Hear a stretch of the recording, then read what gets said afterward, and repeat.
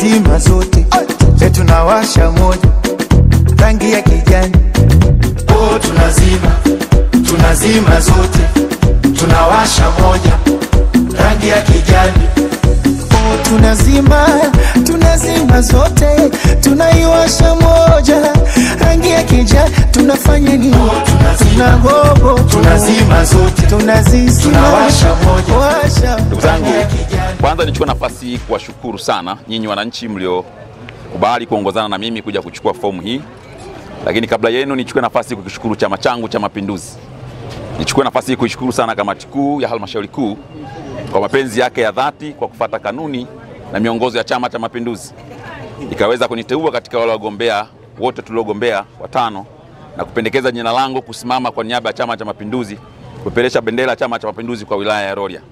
Ndugu zangu wananchi, niwahakikishie tuligombea watu watano, sio kwamba mimi ndio nina sifa kuliko wenzangu wote. Lakini kwa miongozo na kanuni za chama, mimi ndio wameona kwa muda huu wa miaka hii mitano niweze kusimama na kukiombea chama kura, lakini kuwasimamia na kuwasemea wananchi ndani ya bunge. Pamoja na kwamba inawezekana wenzangu walikuwa na sifa nyingi, lakini haya ni maamuzi ya chama, ni kanuni za chama na zimekwenda kwa mujibu wa utaratibu. Kwa kipekee kabisa nichukue nafasi kukipongeza na kukishukuru sana chama changu kwa kusimamia misingi hiyo ya kanuni na utaratibu na hatimaye kupendekeza jina langu kusimama kwa niaba ya Chama cha Mapinduzi. Ndugu zangu wananchi, kama mnavyofahamu, mimi ni awamu yangu ya pili sasa nakwenda kugombea ubunge. Nimemaliza miaka yangu mitano na kwenda awamu ya pili. Mnajua yapi ambayo nimeyafanya na yapi ambayo tunaendelea kuyafanya. Niwahakikishie kwa kuwa leo sio siku ya kuanza kampeni. Na kwa kuwa kampeni bado haijaanza, kipenga kikipulizwa tukapata nafasi ya kusema nini tutawafanyia kwa miaka yangu mitano, nitakuja kwenu kuwaambia miaka yangu mitano mingine ninayokuja kuongoza kama mbunge nitawafanyia nini kwa miaka hiyo mitano.